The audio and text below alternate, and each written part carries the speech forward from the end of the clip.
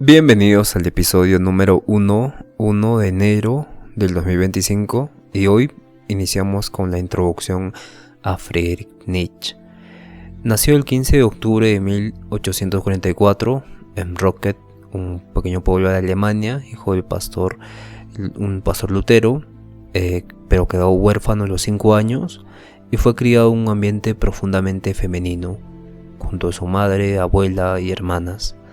Nietzsche estudió filología clásica en la Universidad de Bonn y Leipzig, porque la filología se encarga de estudiar los idiomas o los lenguajes antiguos, ¿no? Griegos y latinos, y en ese saber podemos ver que tiene influencia de la literatura, los clásicos, Platón, las historias de la Ilíada, Homero, y se destacó por este talento que tuvo, y a los 24 años fue nombrado profesor de filología en la Universidad de Brasilia, en Suiza, y era uno de los más jóvenes en ocupar ese puesto. Sin embargo, renunció en 1879.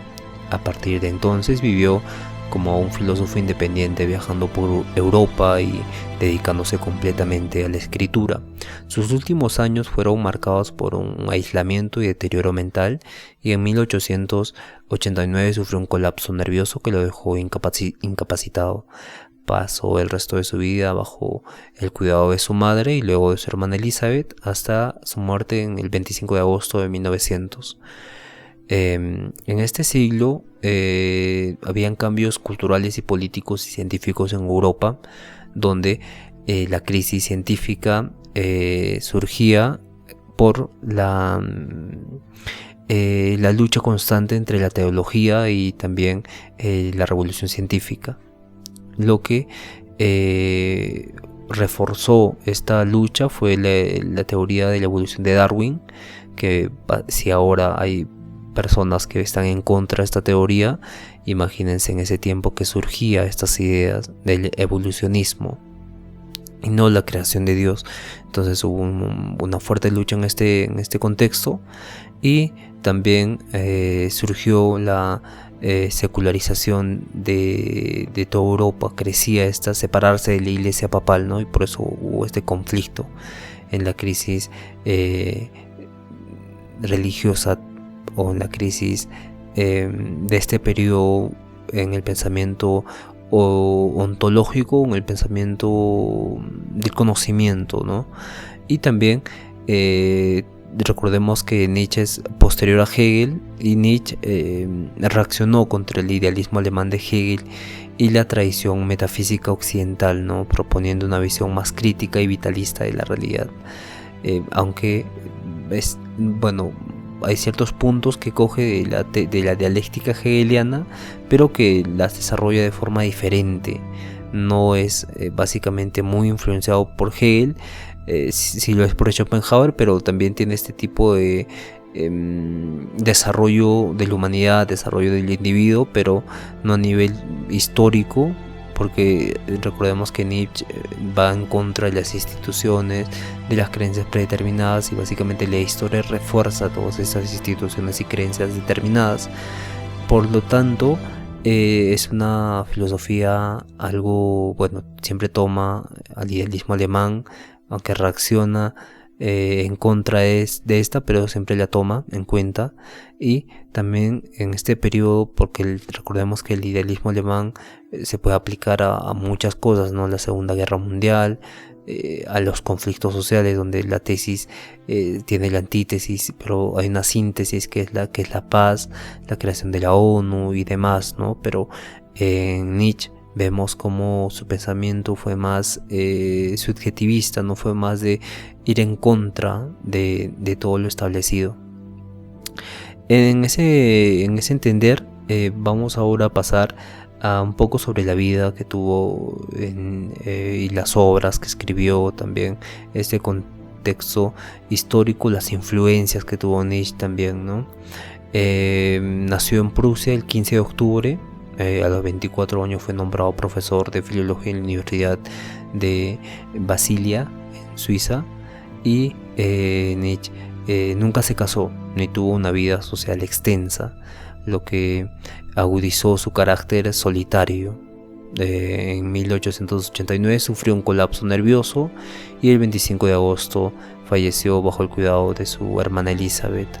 Durante todo este periodo de vida que tuvo, escribió muchas obras, pero 4 de las más importantes, ¿no? La primera es El nacimiento y la tragedia. Después hacía los Zaratustra en 1883 a 1885 y Más allá del bien y el mal en 1886 y La genealogía de la moral en 1887. En este entender fue influenciado por Arthur Schopenhauer en su obra, con su obra El mundo como voluntad y representación. Nietzsche adoptó la idea del mundo como una lucha constante de fuerzas. Aunque más tarde se distanció de su pesimismo, adoptó esta idea de lucha de fuerzas. Pero ¿por qué se da esta lucha de fuerzas, no? Y con Freud ya vemos como él intenta también decirnos que la lucha interna surge por la muerte y la vida, ¿no? El eros y el étanos, donde estos dos luchan, pero en la lucha se crea una identidad, ¿no? Surge la identidad en esta lucha constante. Pero en Nietzsche, que adopta esta idea de la lucha constante de fuerzas, es muy importante para el de Schopenhauer. Y también Richard Wagner, porque representa para Nietzsche una síntesis del arte, el mito, la filosofía y la cultura alemana. Inicialmente admiró su música y su visión del renacimiento cultural en Alemania, pero más tarde se desilusionó por tener un carácter nacionalista, ¿no? Y aparte de adoptar el cristianismo, lo que lo marcó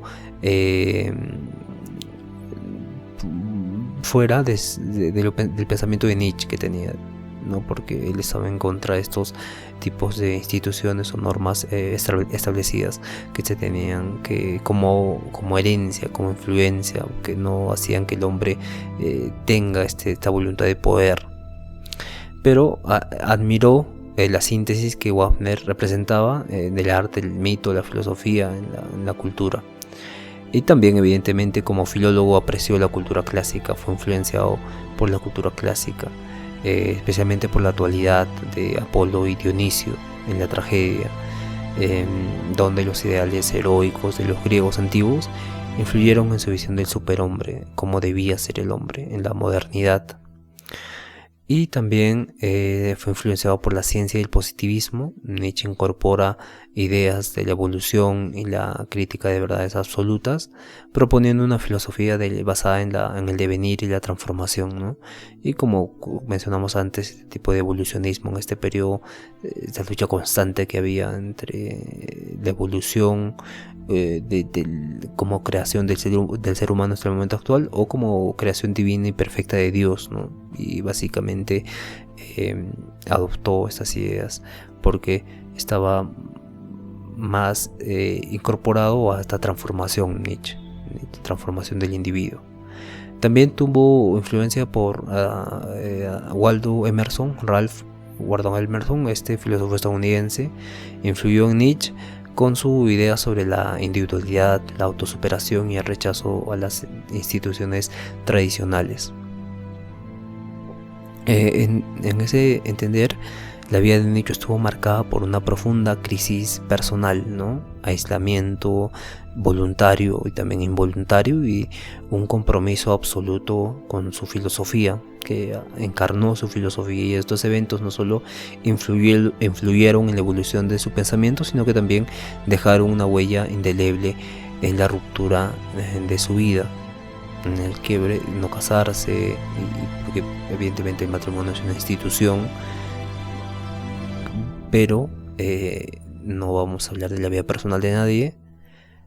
Y en 1889 renunció a ser profesor de filología. Y su vida siempre estuvo marcada por esta resistencia a las instituciones sociales, ¿no? Y marcada por este contexto de aislamiento, ¿no? Se tiene que desarrollar esta perspectiva radicalmente independiente, enfrentando tanto las tradiciones intelectuales como sociales de su tiempo. Y en este sentido, en 1883, cuando escribe su segunda obra, Se habló Zaratustra, es un texto filosófico poético, ¿no? Que expone conceptos claves como el superhombre, la muerte de Dios y el eterno retorno. En el libro Más allá del bien, hace una crítica a la moral tradicional y a las nociones metafísicas que habían dominado la filosofía occidental y la genealogía de la moral, ¿no? Este es un análisis histórico y psicológico de los orígenes de los valores morales, donde propone su visión de transvalorización.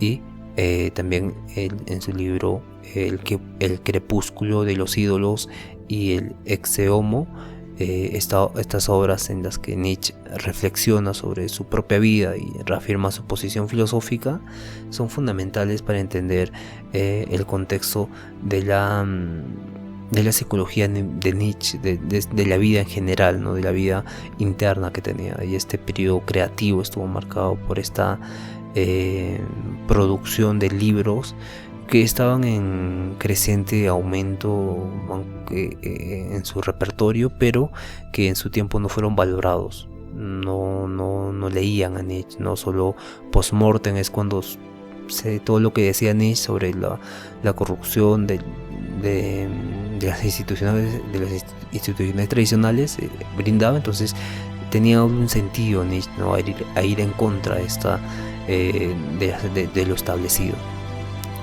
incluso de la verdad objetiva, ¿no? Nietzsche estaba en contra de la verdad como absoluta, de la verdad absoluta o de la verdad universalista. También tuvo este colapso nervioso, pero su hermana Elisabeth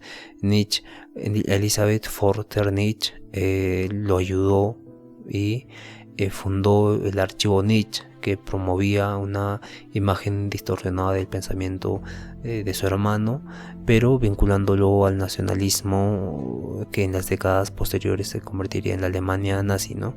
Bueno, que habían adoptado también todo este pensamiento, ¿no? De Nietzsche. Sin embargo, no podemos estar su Elisabeth era simpatizante del nacionalismo alemán y el antisemitismo, y se cree que manipuló y reinterpretó la obra de su hermano para alinearla con ideologías que Nietzsche había rechazado explícitamente, ¿no? Entonces la vida de Nietzsche fue un tanto una tragedia personal, una tragedia interna, como una condición que permitió la radicalidad de su pensamiento y vivir de acuerdo a su pensamiento. También le dieron la libertad y la profundidad necesarias para desarrollar una obra que continuó siendo desafiada en circunstancias que han limitado su conexión con el mundo durante su vida. No pudo desarrollar algo mucho más no optimista, no como lo podría haber hecho Hegel, con un pensamiento más espiritual, más trascendental, sino una filosofía vitalista que se basaba en este tipo de supresión y limitación de las instituciones que dormían al individuo, que no permitían una autenticidad de la voluntad de poder que se manifestara en el individuo. Entonces, Nietzsche critica la metafísica tradicional, pero Nietzsche rechaza estos fundamentos de la filosofía occidental clásica, ¿no? Que se basaban en la búsqueda de libertades absolutas y universales, desde Platón hasta Kant, y la filosofía había intentado identificar una realidad objetiva detrás de las apariencias, pero Nietzsche desmanteló esta tradición. Para Nietzsche las verdades no son descubrimientos objetivos, sino creaciones humanas, son interpretaciones subjetivas al contexto cultural, histórico y personal, y esto dio origen a su enfoque perspectivista, que sostiene que no existe una única verdad, sino múltiples perspectivas igualmente válidas dependiendo del observador. Nietzsche criticó a Platón y Kant, donde cuestiona la división platónica entre el mundo sensible y el mundo de las ideas, argumentando que esta dicotomía había desvalorizado la vida terrenal en favor de una ideal inalcanzable del topos uranus, de este mundo suprasensible. Del mismo modo criticó a Kant por su noción de un reino moral universal, ¿no? Basado en principios a priori, señalando que tales conceptos son abstracciones desconectadas de la vida real. Como vimos, Nietzsche es realmente alguien muy, no materialista, sino muy vitalista, ¿no? Que tiene este enfoque vitalista sobre la verdad, que esto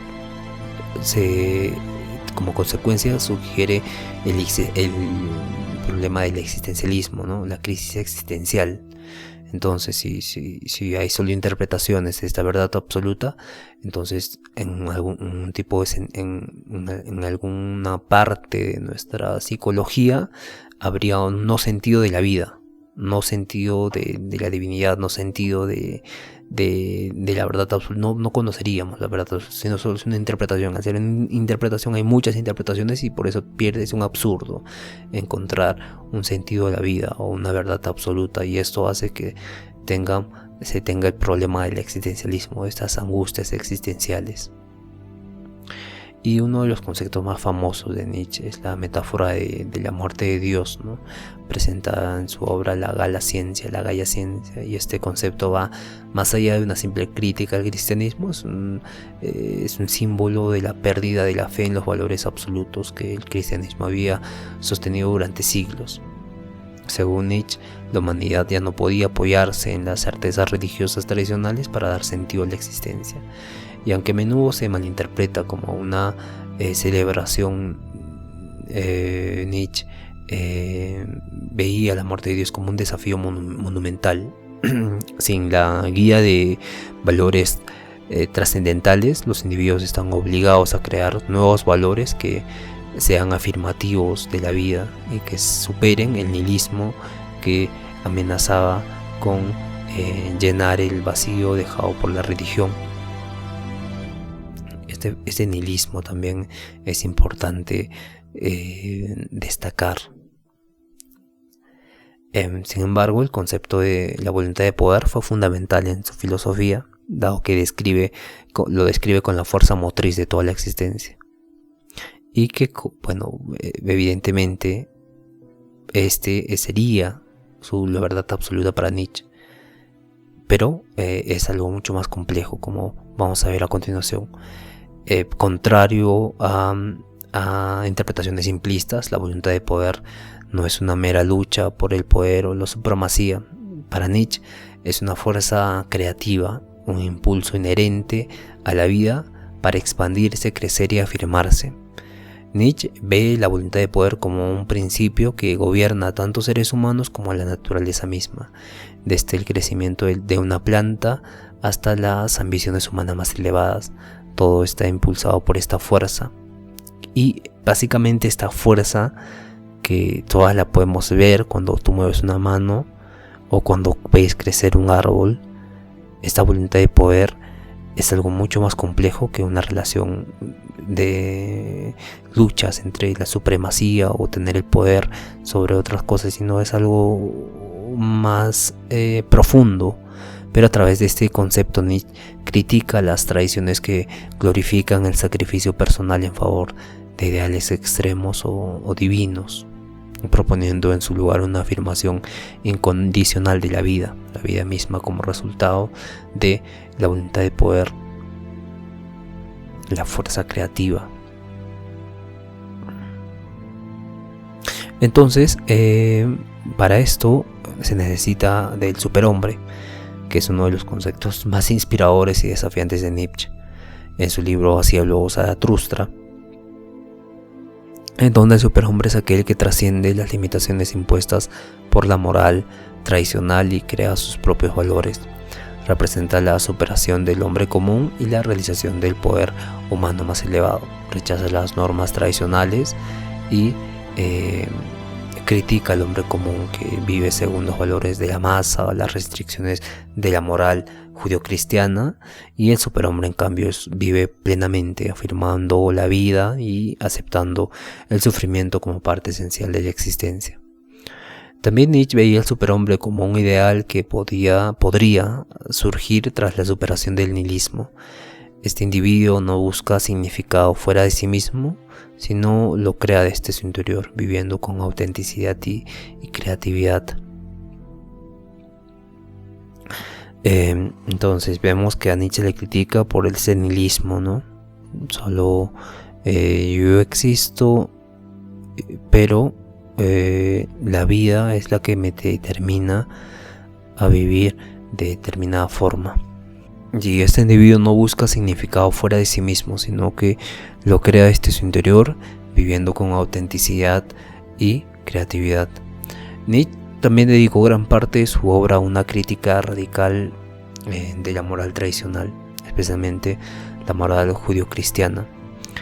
Nietzsche argumentó que la moral judio-cristiana surge del resentimiento de los débiles hacia los fuertes. En lugar de admirar a quienes sobresalen, esta moral glorifica la humildad, la sumisión y el sacrificio, promoviendo una ideología de la debilidad. Para liberar a la humanidad de estas restricciones, Nietzsche propuso una revalorización completa de los valores. Esto implica desafiar las nociones tradicionales de lo bueno y lo malo y reemplazarlas con valores que reafirmen la vida, el poder creativo del individuo.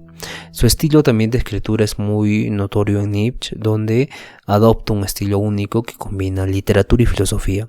Nietzsche escribió en un estilo poético y fragmentario, utilizando metáforas, aforismos y narrativas simbólicas, y esto reflejaba su creencia de que las verdades más profundas no pueden ser capturadas en un sistema rígido. Y su obra también está impregnada de elementos literarios y dramáticos. Así habló Zaratustra, por ejemplo, es tanto un tratado filosófico como una epopeya literaria. Su estilo ha influido no solo en la filosofía, sino también en la literatura, psicología, arte, inspirando a Kafka, Camus y Sartre.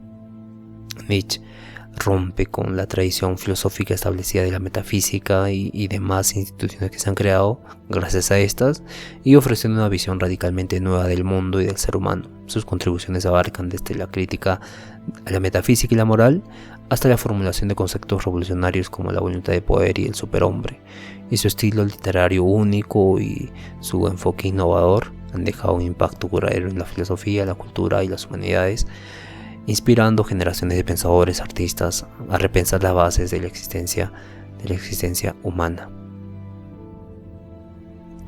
Ahora sería importante también, si quieren, hablar de cómo influyó en la política, en el arte, en la psicología, en los fundamentos del posmodernismo y en el existencialismo. Sartre adopta la idea de Nietzsche de que en ausencia de valores trascendentes el ser humano es radicalmente libre para crear su propia esencia y sus propios valores. En obras como El ser y la nada, Sartre reflexiona sobre el vacío que sigue a la muerte de Dios y la necesidad de que el individuo asuma la responsabilidad de su existencia. Camus, en el mito del Sísifo, desarrolla el concepto de lo absurdo, que resuena con el nihilismo de Nietzsche. Al igual que Nietzsche, Camus subraya la necesidad de afrontar el vacío existencial mediante la creación de significado, pero desde una perspectiva que enfatiza la rebelión frente al absurdo. En cambio, Heidegger, aunque no se identifica como existencialista, se basó en la crítica de Nietzsche de la metafísica tradicional y en su enfoque sobre la finitud del ser humano, reinterpretándolo a estas ideas en su filosofía del ser ahí, el Dasein, como la finitud del ser humano. Y en la psicología, evidentemente, con Jung, con Sigmund Freud, se ve como, aunque Freud nunca cita a Nietzsche como influencia, ambos compartían un interés en los impulsos subconscientes que gobiernan el comportamiento humano. La voluntad de poder de Nietzsche guarda paralelismos con las teorías freudianas del ello y los impulsos reprimidos. Jung reconoció explícitamente una deuda intelectual a Nietzsche. El concepto de arquetipos y la idea del inconsciente colectivo de Jung se relacionan con la visión nietzscheana de las fuerzas internas que moldean la psique humana. En Así habló Zaratustra fue una de las obras clave en el desarrollo del pensamiento de Jung sobre la individuación y la transformación personal. Psicólogos como Roy May, Viktor Frankl se basaron en la crítica de Nietzsche al nihilismo para desarrollar enfoques terapéuticos centrados en la búsqueda de sentido y autenticidad. Las ideas de Nietzsche también influyeron en el arte y la literatura, como Hernán Hesse, las novelas del Demian y el lobo estepario. Hesse explora temas nietzscheanos como la lucha interna, la superación personal y la búsqueda de sentido más allá de las normas sociales. Frank Kafka también rara vez menciona a Nietzsche directamente, pero en su obra está impregnada de un sentido de alienación y cuestionamiento existencial que resuena con la filosofía nietzscheana sobre, evidentemente, las normas sociales o las instituciones sociales. Y también pensadores como Sartre, Camus tienen influencia en la literatura, ¿no? Como sus personajes y narrativas van ilustrando esta lucha por la autenticidad, la creación de sentido, y la música también, ¿no? Richard Strauss y se inspira en Nietzsche para sus composiciones. Nietzsche ha influido en géneros como el rock, el metal, con bandas que exploran sus temas de poder, trascendencia, de nihilismo, y películas también como El Séptimo Sello de Ingmar Bergman o Matrix abordan temas nietzscheanos como la ausencia de valores trascendentes y la búsqueda de sentido en un mundo caótico. En la política, básicamente Nietzsche cuestiona todas las ideologías o sistemas que afirman poseer la verdad absoluta, y esto ha llevado a filósofos como Hannah Arendt a considerar su pensamiento como una herramienta para desafiar los sistemas totalitarios, y también la revalorización de los valores, ¿no? Su llamado a la transvalorización de todos los valores ha sido interpretada como un desafío para repensar las normas sociales y políticas en busca de formas más auténticas y afirmativas de organizar la humanidad, de organizar estas normas sociales que tenemos. Bien, nos vemos el día de mañana con el día 2 de enero. Vamos a hablar de la voluntad de poder. La voluntad de poder de Nietzsche es un tema bastante interesante, bastante profundo, ¿no? Como hemos podido ver ahora, nos habla no solo de este poder horizontal, de este poder vertical, sino de un poder horizontal, dinámico, que como Foucault va a mencionar, ¿no? Una relación de poder, pero en Nietzsche esta voluntad de poder es una fuerza vital, es mucho más complejo. Y vamos a analizar esto en el día de mañana. Buen día a todos.